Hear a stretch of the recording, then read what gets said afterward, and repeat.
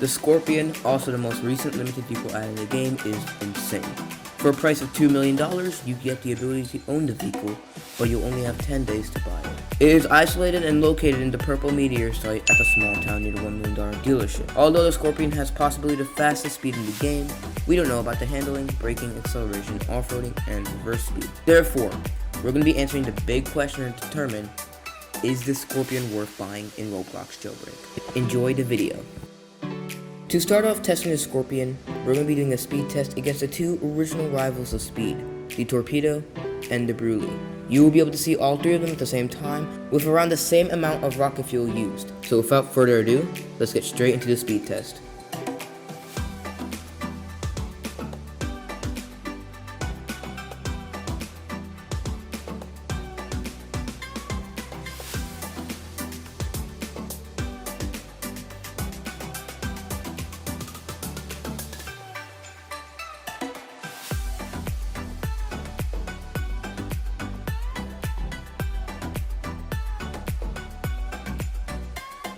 As you saw, the Brulee was able to only get 335 miles per hour and the Torpedo got 385 miles per hour, while the Scorpion exceeded both of the vehicles greatly with an insane speed of 408 miles per hour, making it the new fastest vehicle in all of Jailbreak.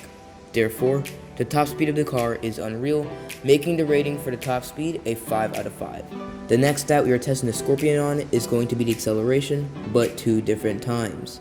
The first test will be a 0 to 100 mile per hour test, and the next one will be a 140 to 240 mile per hour test. The reason for the second test is to test the overdrive acceleration as well, due to the Scorpion having 2 different types of acceleration. So without further ado, let's get straight into it. The Scorpion's normal acceleration is very dull, taking almost 3 whole seconds to reach 100 miles per hour. Therefore, I'm giving the normal acceleration a 1 out of 5. Now let's test the overdrive acceleration.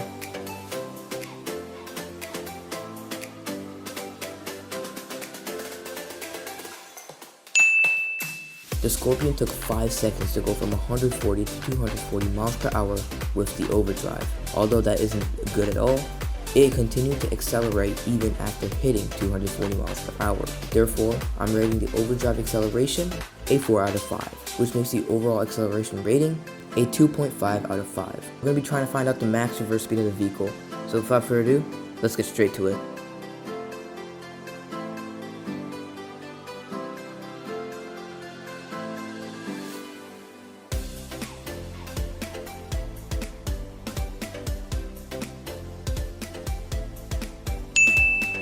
The top speed I was able to reach with the Scorpion's reverse speed was 105, which is an amazing top speed.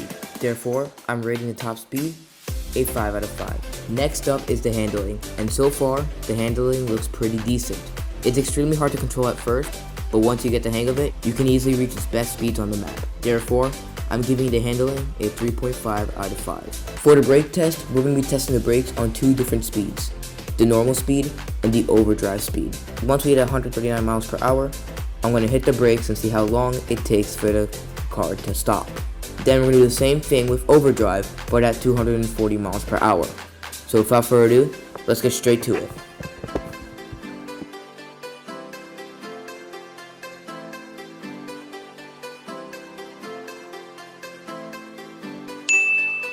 Overall, the brakes for the vehicle were decent, they were not good or bad. So the rating for the normal brakes is going to be a 3 out of 5. Now let's get on to the final part of the brake test, the overdrive.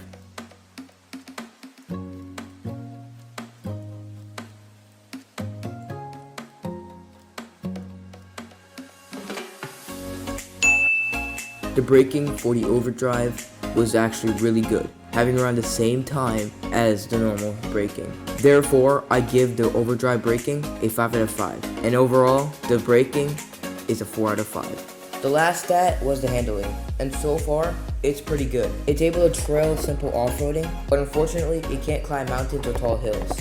Even so, it's still not a bad car to use for off-roading. Overall, the off-roading is pretty decent, so therefore, I'm going to give the off-roading a 3.5 out of 5. Overall, with a poor acceleration, decent handling and off-roading, great braking, and perfect top speed and reverse speed, the overall rating of the Scorpion turns out to be 3.9 out of 5.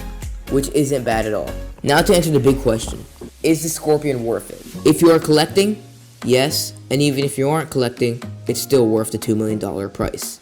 Even though the top speed alone doesn't make the car great, its perfect reverse speed, great braking, and decent handling all make it a solid car and worth the grind. If you guys enjoyed this video, don't forget to leave a like and subscribe. I'm trying to hit 3K subscribers by the end of October, and I can't do it without your help. Please and thank you. And with that, I'll see you guys in the next one. Thank you guys for watching, and peace out.